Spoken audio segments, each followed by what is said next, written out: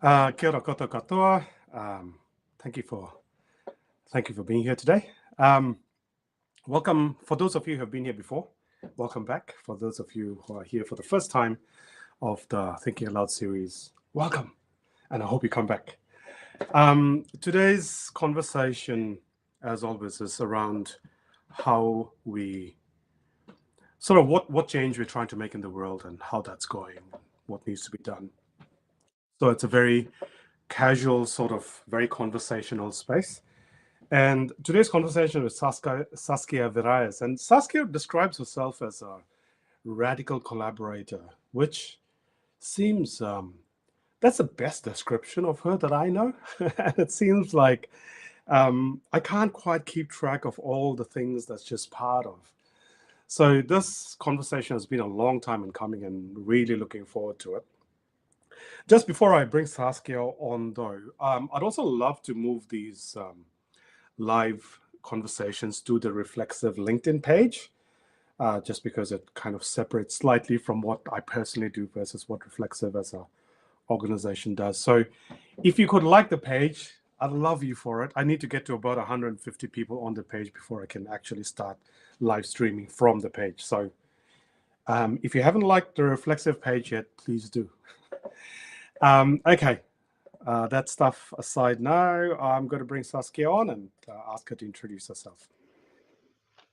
There she is. Kia ora, Saskia. Welcome. Kia ora. Nā mihi Baruch. It's lovely to be here.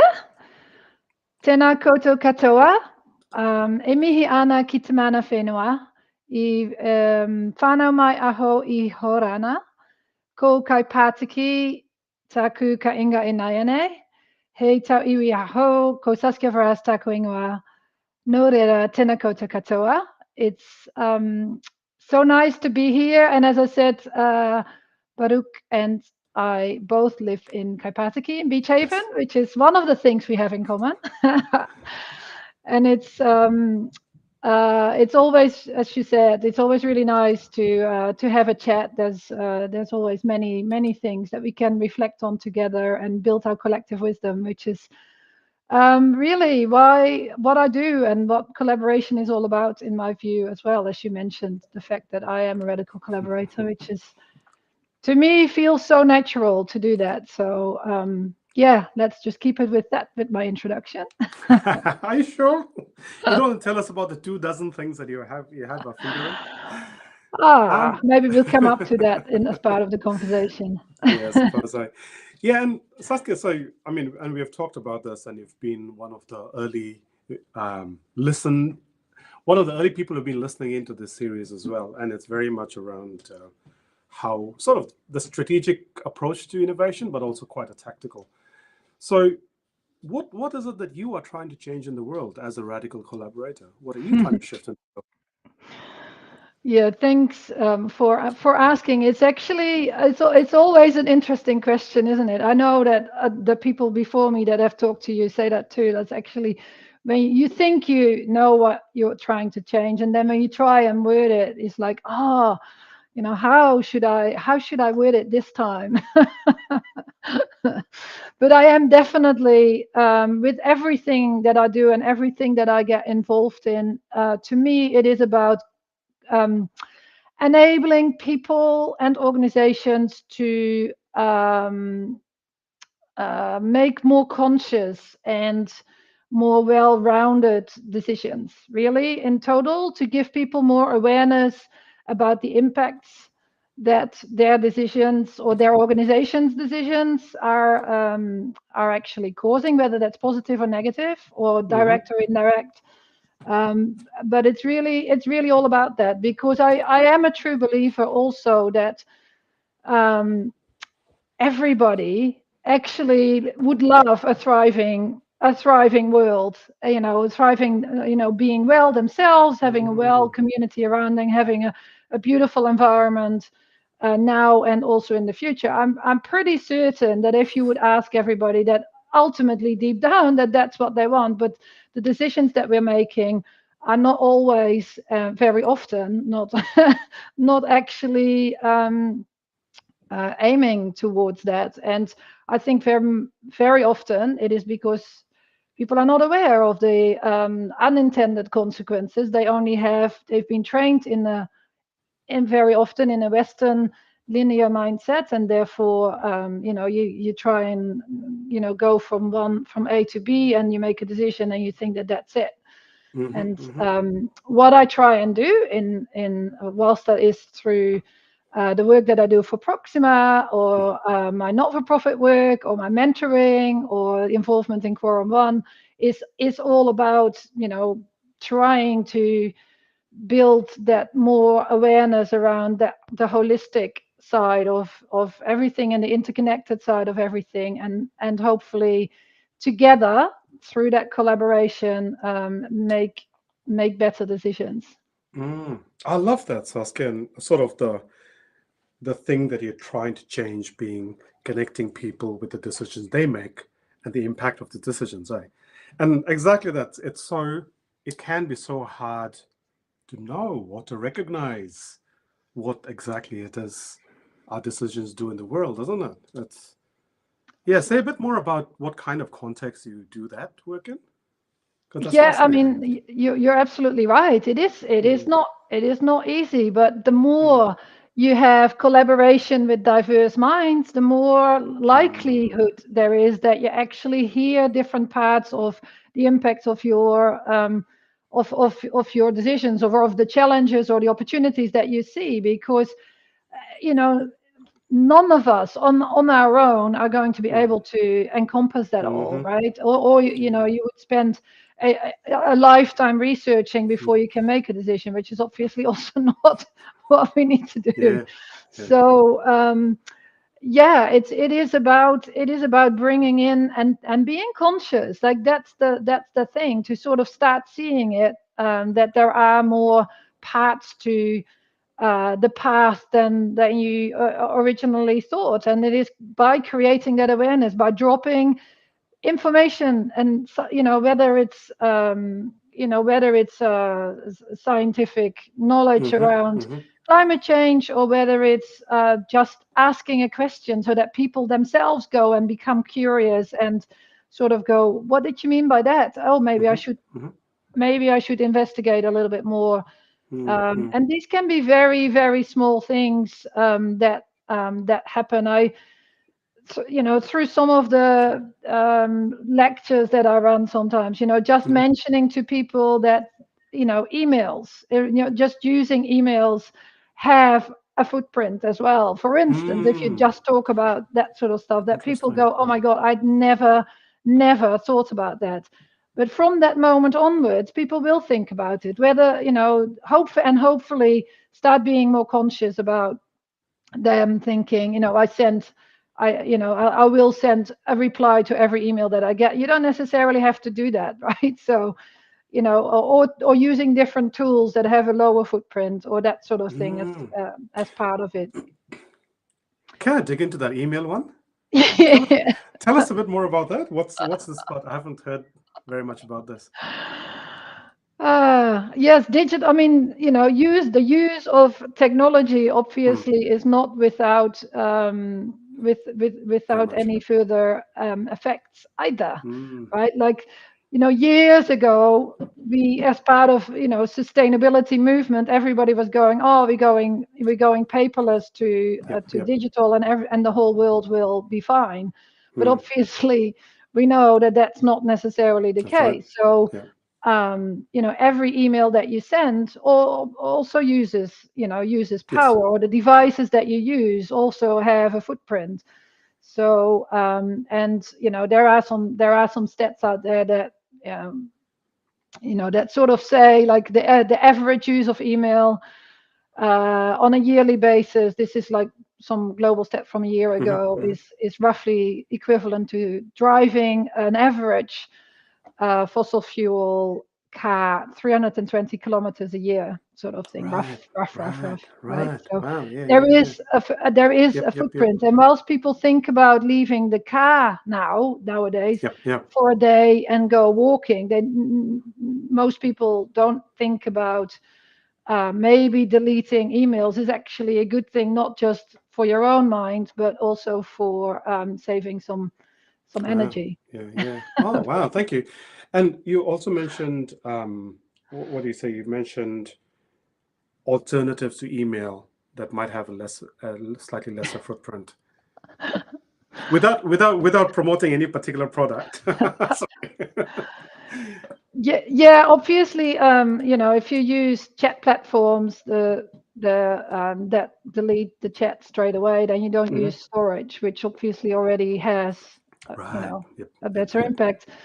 And you can think about, checking in with the providers to see where their data centers are, for instance, and how they are set up and what they are doing, in regards to their activities as part of Hmm. Hmm. that.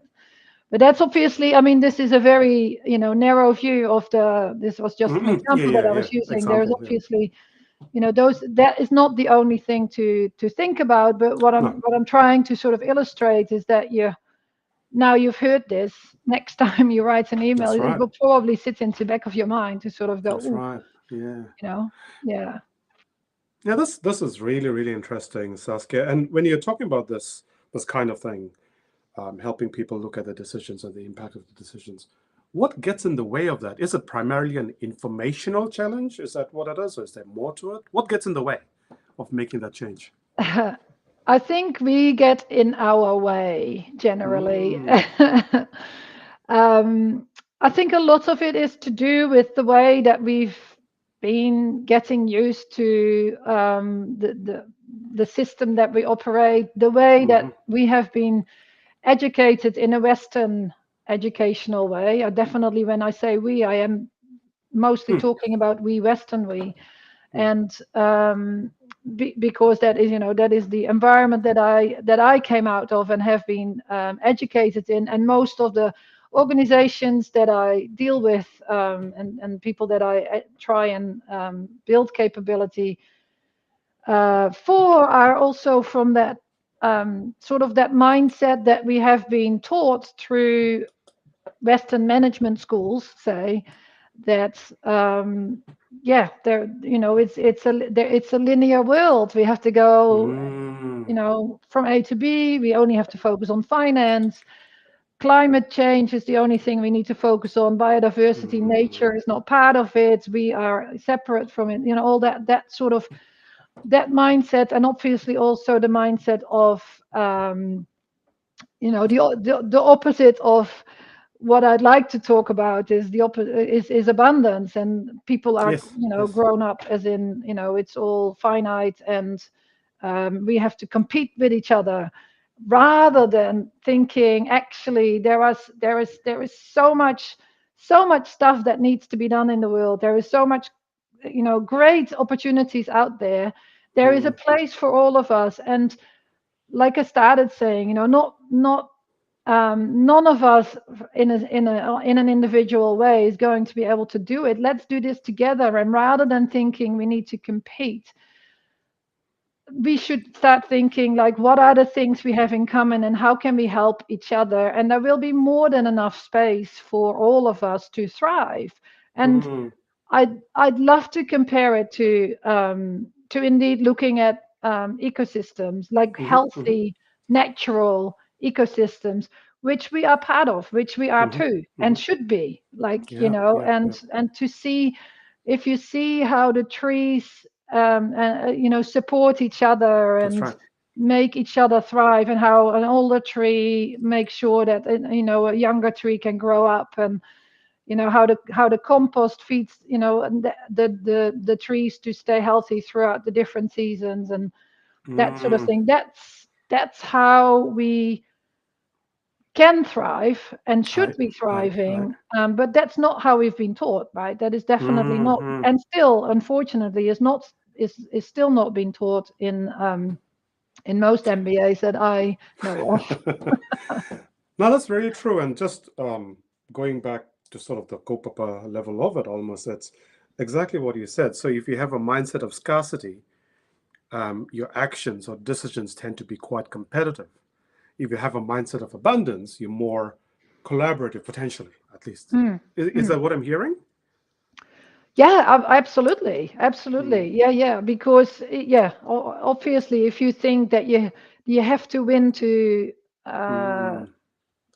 to survive, or to stick to Yep. your goals that you've set for yourself, Mm. whether they're realistic or not. You're going Mm. to Mm.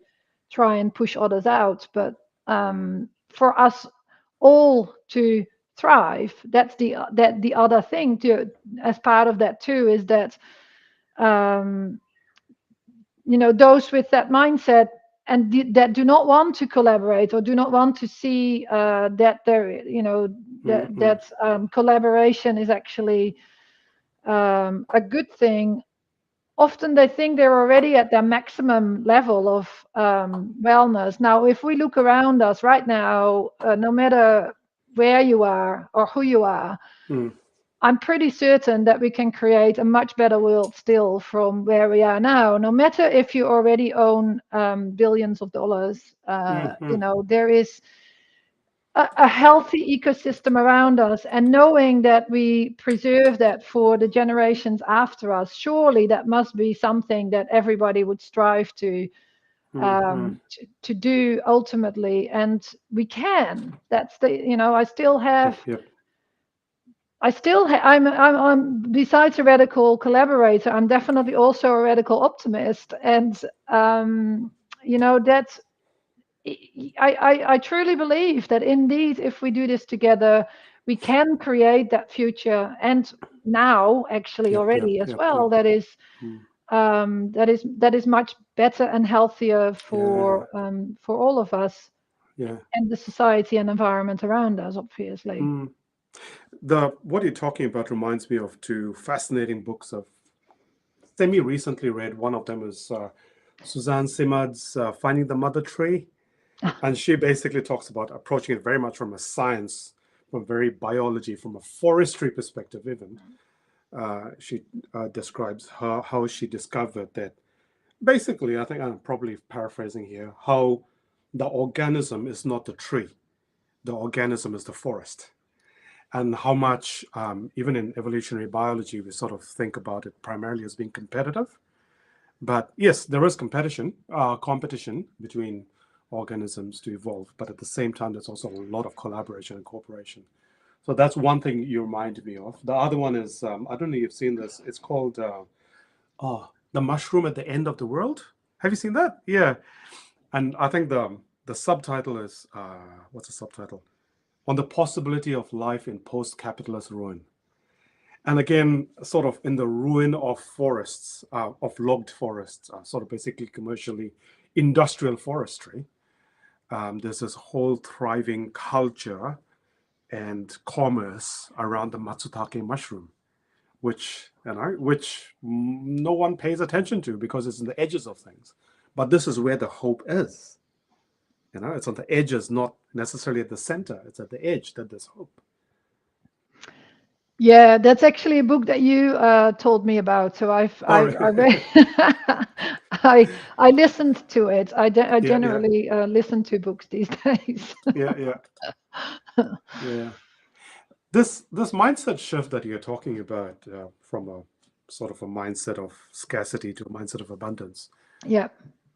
that's quite a hard shift to make, no? How do you help people do that?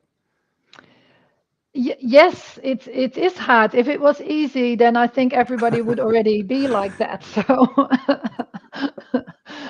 yes, it comes down to creating that awareness and capability, and Mm, listening to where people are. Like, that is very big part of it too, right? It's not that I come in and say you have to do this or you mm, have to. mm, It is more, I listen to where people are and what needs they have, and where they are needing help, or mhm, mhm. and asking questions to make Yep, people aware of where they're potentially are missing opportunities, where they're mhm. potentially making assumptions that are not quite correct, or where their knowledge should have been updated, because very often people have been trained So, 40 years ago, and they haven't fair enough. actually Yeah.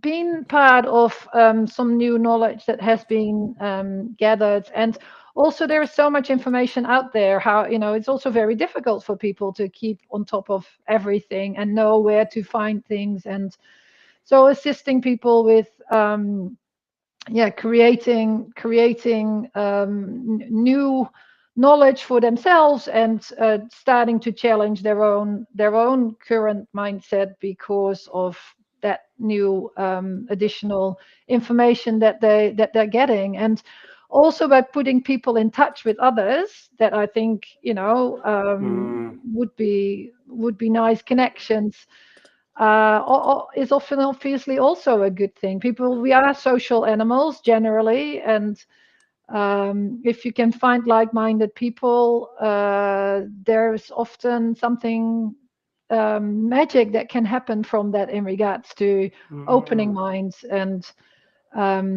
showing that there are different ways of operating, and showing Yeah, that yeah, what the alternative models are as well. Like, not just yeah. saying stop this, but you also have to show that there are other options out there. Mm, It's mm. it's all part of it, I suppose, to try. And sometimes actually all the time, I suppose, it takes a long time to shift, Yeah. right? But what is really cool is that there is definitely I've seen many examples of people that suddenly, after a while, that suddenly then go, Interesting. that was the thing. That was the thing that I needed to see to now understand what you've been trying to tell me all along. Mm. And you never necessarily know what it is, and it will be different from person to person as well. Yeah, yeah. Mm. There's a couple of questions coming in, Saskia, and I just want to pull this first one up because exactly to what you said about how do you collect information on where people already are, to make that shift. How do you know where people are? Yeah, obviously by talking, and especially by Mm-hmm. listening, by Mm. building up a relationship, by not Yes. assuming, by not being judgmental, but really try and figure out what people are saying, and where they're coming from when they're saying things like that. And I wouldn't Mm-hmm. necessarily say, well, one-on-one interview can be if it's a formal process, but otherwise it is by having a chat, and by having another chat, and by Nice. reading what they're writing, if whether it's on LinkedIn or on blogs, or or asking indeed what you were just Mm-hmm. saying in Mm-hmm. regards to what books are people reading, and where Mm. do they get their information from. That's Mm. how you learn, right? Yeah. Yeah, there's quite a lot of that listening, isn't there? Sort of, and you just said, what are people writing? What are they saying on LinkedIn? What are they, how do you listen to what people are saying? Yeah, that's a really interesting point. Hmm. Yeah. Yeah, what about I'm just bringing up this question. Think of the context in New Zealand. Um, what are some opportunities for us to create more collaborative environments? What did you Yeah, say? that's an interesting question.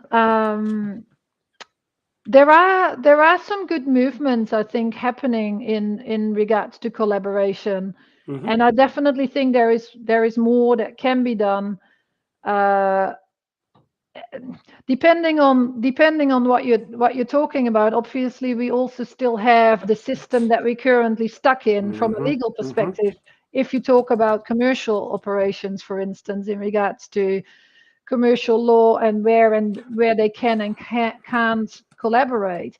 But at the same time, I would also encourage all those organizations, if they see opportunities, that they should try and push the boundaries of Mm-hmm. and with the legal profession as part of it too.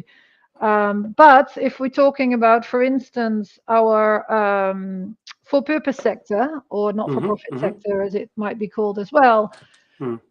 I think we have in New Zealand one of the largest numbers of not-for-profit organizations per capita in the world, which to me already says, why is there not more Interesting. collaboration? What I Wow. think we have a very much a DIY attitude. Like, Mm-hmm. I can do it myself. I'll start doing it myself, which is really cool from an innovation perspective. That can be really cool. But on the other hand, together we are much stronger. So Mm, I would say look at purpose, as in if you can find people with a shared purpose, with a shared value, try and collaborate first. Have that as an initial goal, and then people will go, oh yeah, but I don't want to work for somebody. I want my own mm-hmm, mm-hmm, business or whatever it is. But mm-hmm.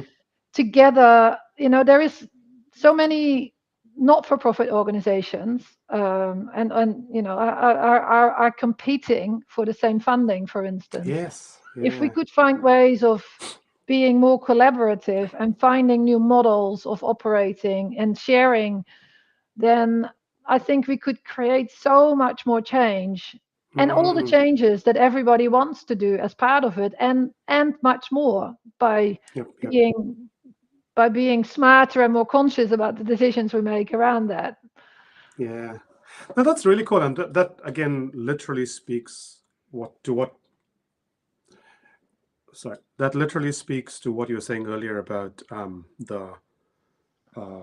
the scarcity mindset versus the abundance mindset again. So collaboration comes from an abundance mindset. So maybe the fact that there's so much DIY speaks again to the mindset. It's like, oh, maybe we should be collaborating a bit more. Have you seen any interesting models, or newer business models or ways to collaborate in your journeys? I mean, Yeah, yeah, absolutely. I mean, we try it all the time as part of, well, again, as part of anything that I do. I'll try and create mm, collaborative models. And like I said, um, there are some interesting models appearing in Aotearoa, or there mm, have been as well. Like I was involved when I was part of Tourism Holdings. I was involved in the Tiaki Promise, which I thought mm, was a really cool, and still is a really cool example of how large tourism businesses at the time, mm, whether commercial or related to government, collaborated together to create this new sort of way of talking about responsible tourism. And mm. things like that are happening around, currently with scenarios building for the climate Yes. related disclosures, where industry, um, organizations that would normally be seen as competitors are actually working Mm-hmm, together to do this. And as part of my not-for-profit work and crowd doing, we've done the same. We created a collaborative which we call Doppelgangers United. So doppelgangers, as in double mm-hmm, mm-hmm. gangers, people that we thought were doing very very similar things, and we invited Interesting. them to be part of that, to talk to each other and see how we could help each other. And sometimes that created a little bit of anxiety to start with, but when you then start talking, people were like, wow, this is so cool. You can learn from each other, and we can all do Mm. better. Surprise. Oh, that's really cool. Saskia, this has been and on that note of what we can do together, I think looking at time, probably time to start closing. I've really enjoyed this conversation. If people would like to get in touch or collaborate, what's the best way to get in touch with you? Is it LinkedIn? Is that Yeah, LinkedIn is fantastic. okay?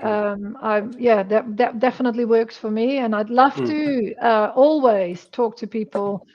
Reach out to me. We can have a coffee, whether virtual or real. And yeah, I always love hanging out with like-minded people and see if we can find ways of collaborating. nice. I'll Yeah. always find time for that. Okay. Yeah, I will. I'll post a link to your LinkedIn in the just in the chat so people can Thanks. directly find you. This has been a really great chat, Saskia, and I know we're going to continue our our chats. So really looking forward to that. Just as we're leaving, any last tips or any last comments you'd like to make to folks, particularly around collaboration or changing mindsets or anything you'd like? I would say, for anybody, do always consider collaboration, always be curious, always be kind, and also be bold with those steps. Collaboration can feel a little bit scary sometimes, maybe, to actually jump into that and trust others that they will not, that they will not take advantage of you, or that sort of thing. I would say 99% of the time it will be a good experience, and it's worthwhile exploring for the acceleration of change that we actually need. So yeah. Oh, awesome. Thank you, Saskia. I've really enjoyed the conversation. Thanks for your time, your energy, and thank you for being a radical collaborator. Thanks, We'll Baruch. see. Lovely to We'll be here. see. We'll see you around the neighborhood. Ka kite koutou. This is part of sort of roughly every 2 weeks. We took a break last week because of Matariki, but roughly every 2 weeks, Friday lunchtime. So if there's other people who might be interested in this, do let them know. Also, love it if you were to follow the Reflexive page on LinkedIn, just so I can start moving this onto that. But otherwise, have a really good weekend, everyone.